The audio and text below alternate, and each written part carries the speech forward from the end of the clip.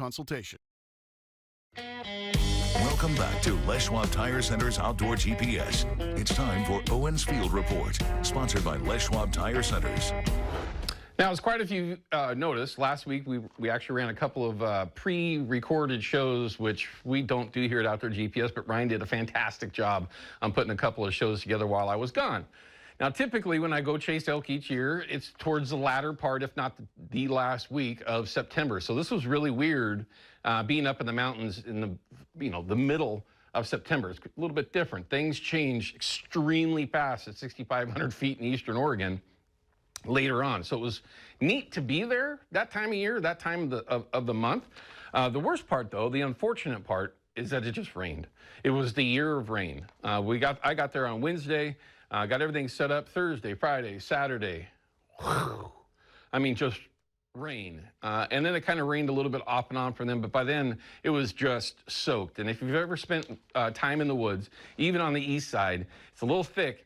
And when it's pouring, it's tough hunting. I'd like to use that as the only excuse as to why there were no elk taken, no deer taken for all of us that were in camp, at least in the time that I was there.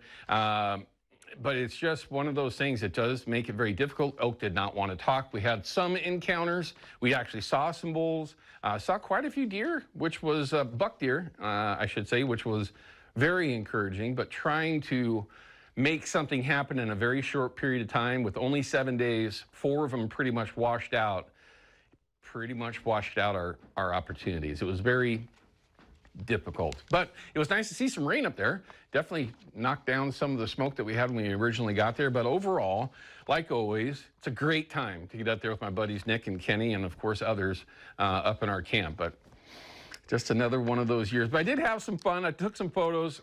I want to show you what I actually stayed in this year. And for the last 3 years, I've taken a trailer up there, right? Well, this year I wasn't going to do that. I decided to tent it again.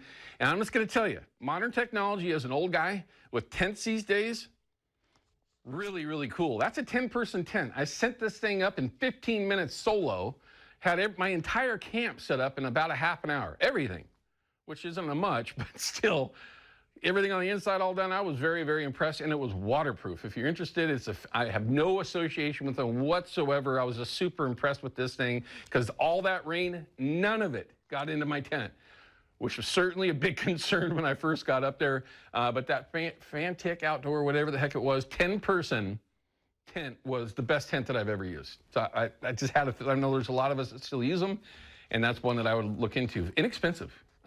As well, so pretty darn cool.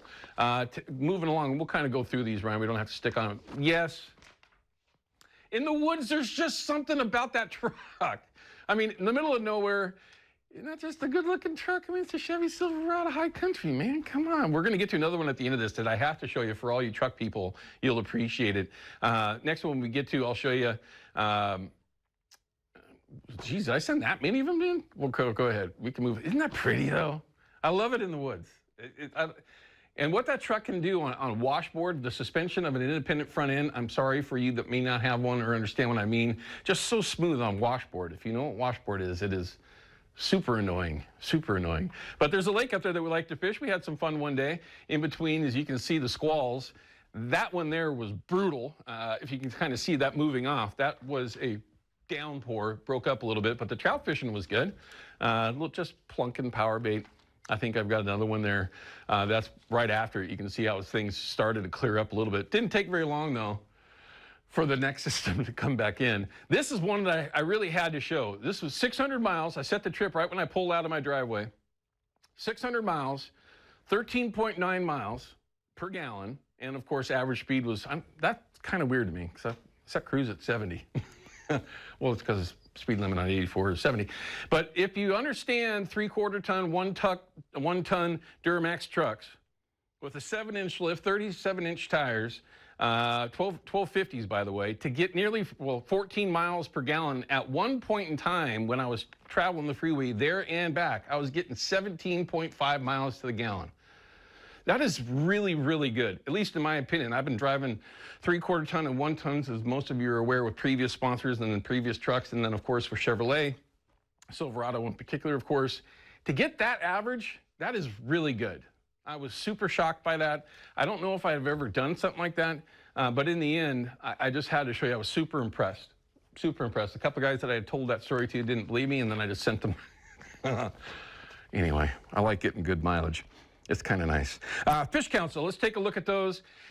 Here's where the biggest question I've been getting is about silvers. Of course, Willamette, yeah, there's some that are going over the falls there. Taking a look at the Columbia, though, at Bonneville, this is where it gets a little bit frustrating, okay?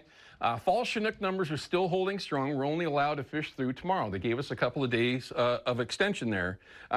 Coho numbers, not that impressive, but they are starting to ramp up. This is when you'll start seeing those numbers climb most of the time. And steelhead numbers rebounded a little bit.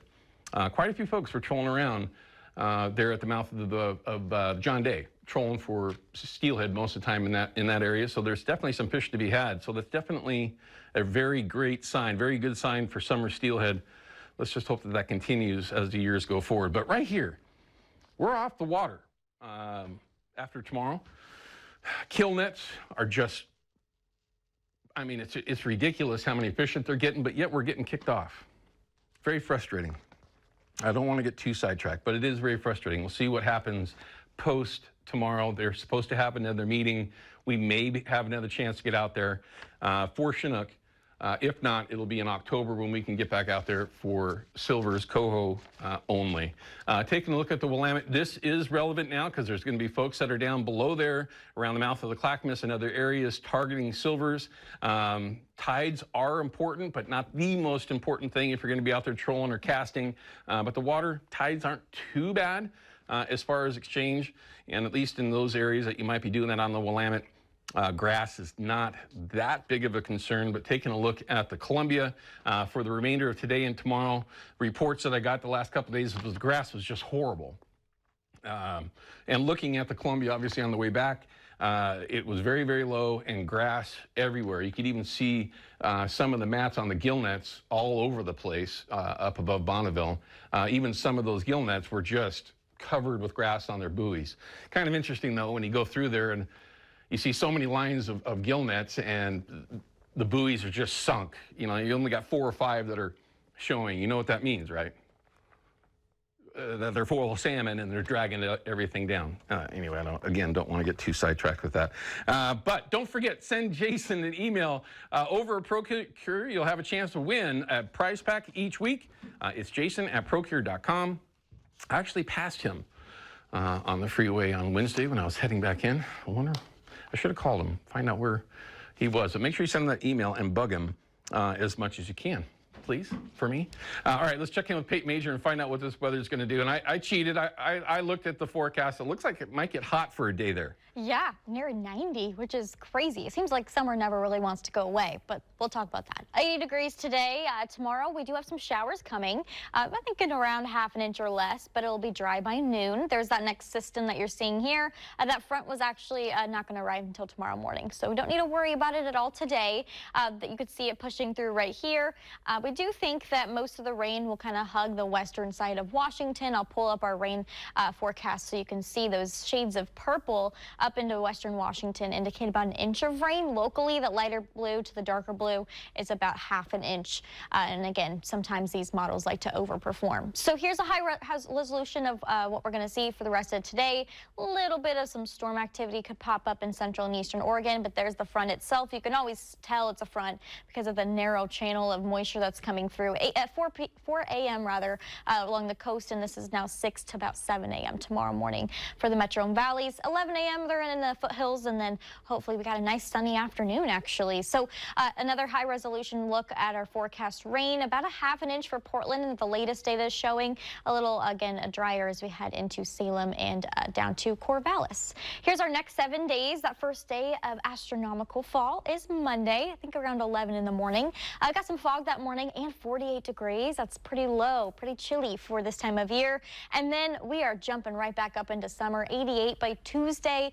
Luckily, it's short-lived. We're back into the 80s and 70s Wednesday through Friday. I've been saying this all morning, but definitely watch the forecast Wednesday, Thursday, Friday. Right now, we think mainly sunny, still going to be warm, but some models spitting out that we could see a little sneaky shower there, especially in the eastern side of Oregon. So be watching that, but yeah, not too crazy of a 7-day, especially that first week of fall, Owen. Yeah, I think it looks nice. I'm definitely over near 90 degrees this time of year, of course, it being the end of September. But again, as always, Peyton, thank you very much. We appreciate it. All right, we're going to cut to a break. When we come back, we're trying to get everything lined out with Mr. Scott Haugen as we speak. We're going to talk a little bit about your upcoming rifle season, get some advice from him on blacktail specifically. But there's very few people out there that can give better advice than Scott Haugen, I can promise you that. We'll be back with that in just a minute. Outdoor GPS is brought to you by Hawken Fishing, perfection in fishing gear, and by Haxton's Canvas and Upholstery, the trusted name of the Pacific Northwest. In the heart